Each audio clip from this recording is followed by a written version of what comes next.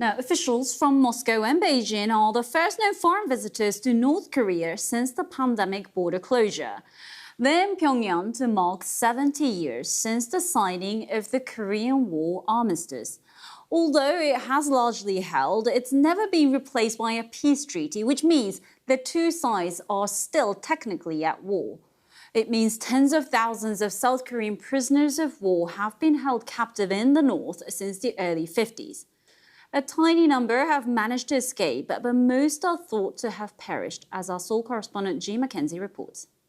Comes news that communist troops have invaded southern Korea. For 3 years, fighting engulfed the Korean peninsula. In the 70 years since, peace has eluded it. A set of documents is signed by General Harrison. The delicate armistice, signed in 1953, has never been replaced by a peace treaty. And tens of thousands of captured South Korean soldiers have never been returned. Lee Dae-bong is one of the very few who managed to plot his own escape. He lost his fingers, not to war, but to the 54 years he was forced to work in a North Korean coal mine. We gave our entire youths to that coal mine. We had no rights. You must have missed home terribly. Who wouldn't? I was all alone and scared I could face a meaningless death at any moment.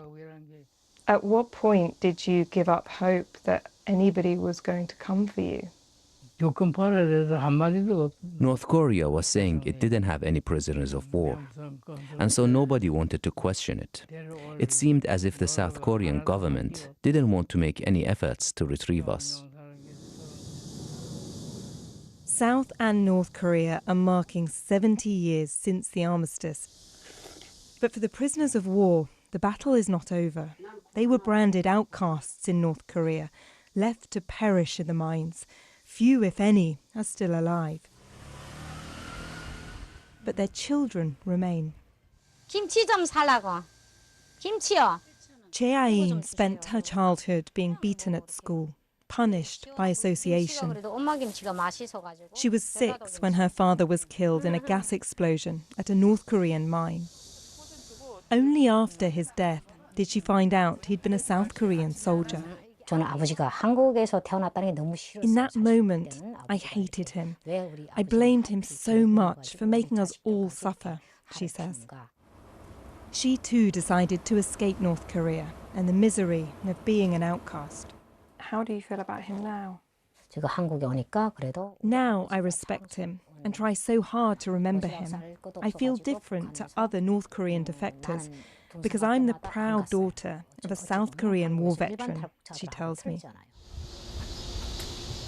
By the time Lee arrived home, already an old man, his parents had passed away, believing their son had been killed in action. The absence of peace between the North and South have left Lee and the families of these soldiers struggling to find peace of their own. Jean Mackenzie, BBC News, Seoul.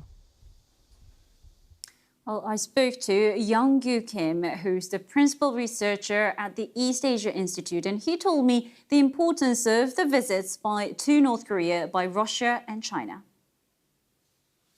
It proves that after the war in Ukraine, the authoritarian regimes strengthened their relationships and strengthened relations to boost up their force to fight against the so-called like-minded groups, countries that are led by the United States. So I think it still proves that looks like the Cold War is not ended on Korean Peninsula.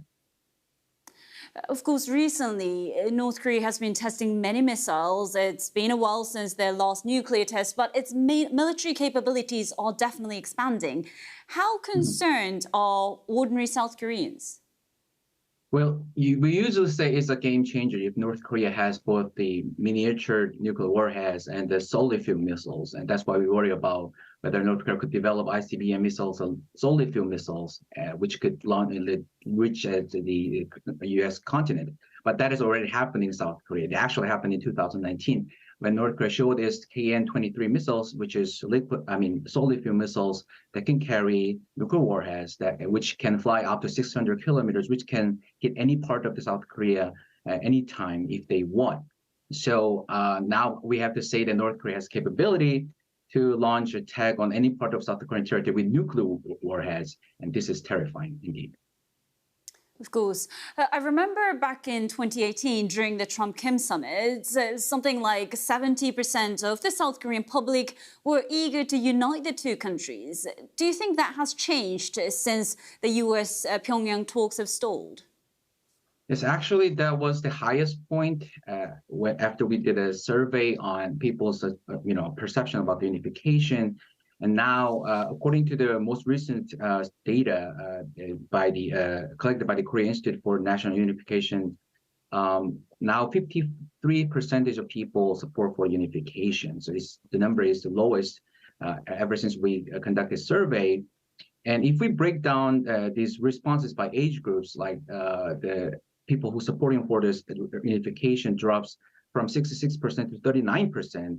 If the age group moves from 60s to 20s. So it looks like more young people don't want to be united.